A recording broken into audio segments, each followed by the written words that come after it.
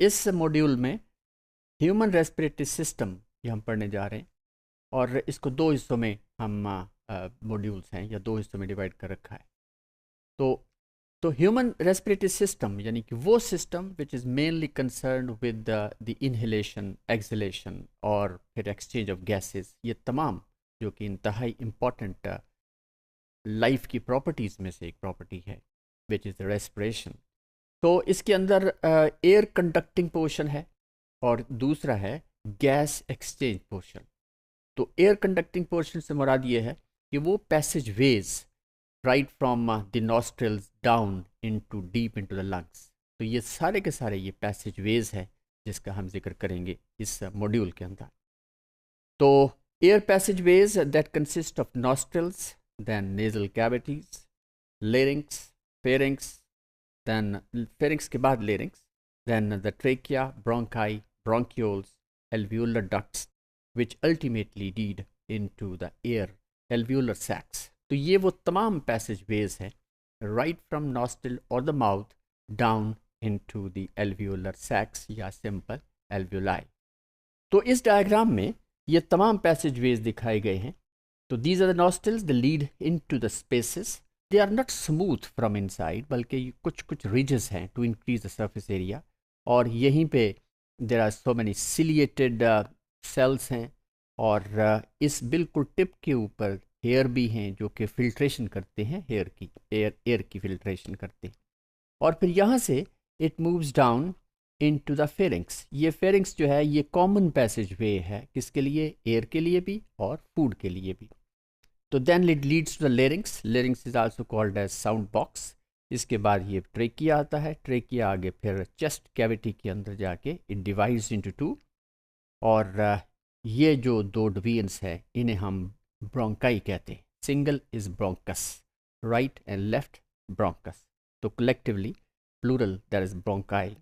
और उसके बाद ये फिर they divide and redivide to form very small air capillaries which lead into the sacs which are called as the alveoli। तो ये वो passageways हैं right from nostril down into the alveoli। तो air enters, as air enters through nostrils up to the alveoli, air is filtered, moistened and conditioned। तो इसमें जैसा कि पहले भी हो गया जिक्र कि जो हेयर हैं दे फिल्टर एयर। इसके बाद फिर ये नेज़ल कैविटीज़ आ जाती हैं, वहाँ पे म्यूकस है तो वो एयर को मॉइसन करती हैं, क्योंकि if the air is very dry तो ये डायरेक्टली अगर लंग में ड्राई एयर चले जाए तो वो फिर इरिटेशन होती है और फिर कफिंग शुरू हो जाती है। तो इसलिए ये बहुत इसको कंडीशन करके, बल्कि टेम्परेचर भी थोड़ा सा ह्यूमन टेम्परेचर तक आ जाता है वो एयर। उसके बाद ये फिर this is what is called as conditioning. तो air is filtered, moistured and then conditioned. उसके बाद ये फिर एयर मूव करती है इनसाइड। तो in the pharynx the traffic of air and food is kept properly completed या channelled by flap like epiglottis. तो ये एक फ्लैप है कि जब ये एक मस्कुलर फ्लैप है और ये इसका बहुत इंपॉर्टेंट रोल है। ये फूड और एयर की ट्रैफिक को मेंटेन करता है।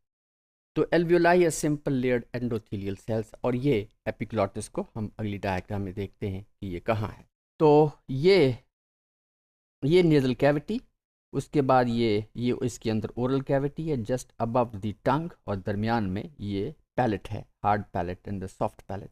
ये फेरिंग्स है और ये एपिग्लॉटिस है। तो ये एपिग्लॉटिस जो है ये एक फ्लैप लाइक स्ट्रक्चर है जो कि फिर ये फिर जो एक एयर की जो एक which is called the air duct या ट्रेकिया है, उसको उसके ओपनिंग को बंद करता है।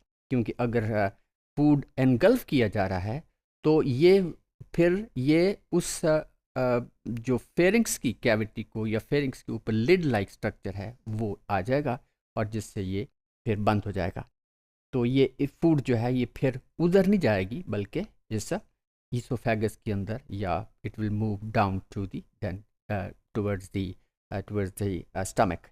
तो ये this part of it that is called the larynx, जिसे हम साउंड बॉक्स कहते हैं। तो यहाँ पे ज़िक्र जो है वो एपिग्लॉटिस को समझना है कि ये क्या है और क्या करता है और कहाँ है। और ये है एल्व्यूलाई कि जब ये बहुत ही ये रिजेंबल करते हैं, यूँ समझें कि जैसे ग्रेप्स का बंच है और इसके ऊपर there is the rich blood supply. तो दीज आर दी एल्व्यूलाई। और overlying the alveoli there is a rich network, they are surrounded by very fine capillaries, which are the blood capillaries, providing site for gaseous exchange. The air passageways are kept from collapsing. ये बहुत important चीज़ है कि जितने भी air passages हैं they don't collapse, बल्कि दे remain open. ये कैसे, how do they remain open? क्योंकि ये जो ट्रेकिया है, this is surrounded by, it is supported by cartilaginous C like rings which are cartilaginous. तो ये कोलैप्स नहीं करती। और इसके बाद फिर ये उसमें जब ये ब्रोंकाई में आते हैं तो ये जो एयर जो ये रिंग्स हैं ये बिल्कुल सराउंड कर लेते, they are just like, you समझें कि it they are not C like, बल्कि दे आर ओ लाइक। इसमें कोई गैप नहीं है और जिसकी वजह से ये जो ब्रोंक्यूल्स हैं ये भी कोलैप्स नहीं करती, ये भी since they are supported by many ring like structures, complete rings हैं। उसके बाद जब ये ब्रोंक्यूल्स में आते हैं तो यही रिंग लाइक या कार्टिलेजिनस रिंग्स जो हैं वो ग्रेजुअली प्लेट्स से बन जाती हैं, बहुत स्मॉल टाइनी प्लेट्स। ये प्लेट्स जो हैं वो भी उन एयर डक्ट्स को कोलैप्स नहीं होने देती।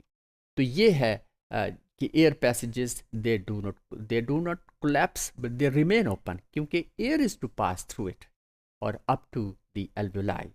So the bronchioles totally lack than cartilage but made up of many circular than smooth muscles. तो जहाँ जहाँ वो, जैसे हमने जिक्र किया कि first there is trachea, then the bronchi into bronchioles into very small ducts, और फिर ये एंटर होते हैं इस एयर सैक्स के अंदर।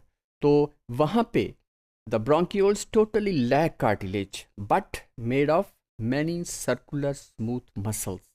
तो यहाँ तक वो सारी के सारा इज ऑल पैसेज वे जिसका हमने जिक्र किया। तो दिस इज ऑल अबाउट